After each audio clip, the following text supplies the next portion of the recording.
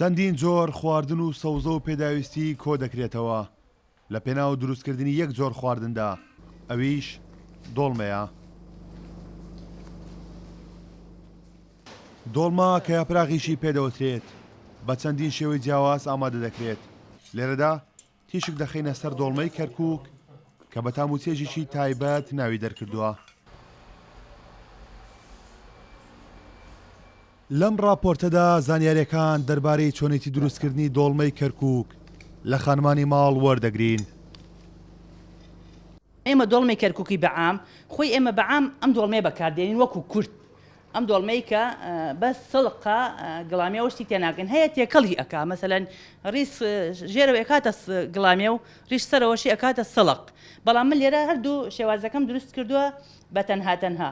ئەمەیان دۆڵمەی گڵامیەوە بە زەردی کەمێک زەردەچۆڵم پێی کردووە لەگەڵ ئەشیای مریشکم بۆ بەکاری هێناوە مەسەلەن گۆشتی حیوانم تێ نەکردووە گۆشتی مریشکم بۆ بەکاری هێناوە سنگ مریشک و تر هەندێک ڕانوشتم بۆی ورد کردووە تۆزێ دووشم تێی کردو بۆی چاوری بداتەوە.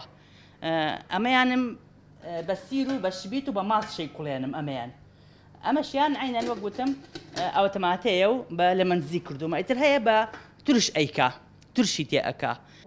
لە کەرکووکدا دوو جۆر دۆڵمە هەیە کە بریتین لە دۆڵمەی تورکمانی و دۆڵمەی کوردی. کەرکووچیەکان بەهۆی پێکەوە ژیانی چەندین ساڵەیان ئاشنای دروستکردنی هەردوو جۆرەکە بوونە. تەوزیع بێتەوە بۆیە بن دۆڵمەکە ناوەڕاستەکەی ئەو تامەخۆشە ناگرێت. شێوازی زۆرە هەیە بە تورش ئەیکا هەیە بە لە منزی ئەیکا هەیە هەر هیچ ناکاتە برنجەکە و بە سپێتیە ئەینەن دۆڵمەی سڵقا بەڵام بە سپێتیە هەیە زەردەچەوەی تێئەکا ئیتر هەیە بە ئاوتماتە ئەیکا وەک وتم شێوازی پێچانەوەکەشی هەیە بە گەڵامیەوە سڵق بەیەکەوە ناو یەک مەنزەڵ دروستیەکە بەڵام هەیە بە تەنها دروستیەکە هەیە بەس بە گەڵای لەهانە دروستی ئەکا. جگە لە نێو ماڵەکان دۆڵما خواردنی چێشخانەکانی کەرکووچیشی دەوڵەمەندتر کردووە بەهۆی بەناوبانگی شێوە بەشێک لەو ڕێبوارانەی بە کەرکووکدا تێدەپەڕن میوانی دۆڵمەی کەرکووک دەبن. ئێمە لێراکە دۆڵمە دروست دەکەین دۆڵمە ئەیکەین بە زڵق شبیتی تیاکەین لەگەڵ تەماتەیە و بیبەر و پیاز و باەنجانە بە سیرەوە ئەیکەین ئێمە دوای ئەوەی دەستەکەین بەکار هەموو شتەکانە شۆرینەوە دوای ئەی پێچینەوە دوایکە نەبان ئاگردایەنین بە خلال 20 دقە دۆڵمەکە ئامادا بێ. مشتریمانەیە کە دانیشتووە لە یەک مەنجەڵێکە داوای 4 دانە 5 دانەی کردووە لە یەک مەنجەڵێکە ئەی بایان.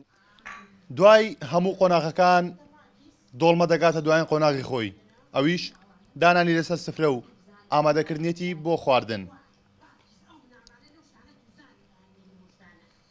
بە خواردنیشی تاموچێژیشی تایبەت بۆ کەسانە دەبەخشێت کە لەسەر سفرە میوانی دۆڵمان.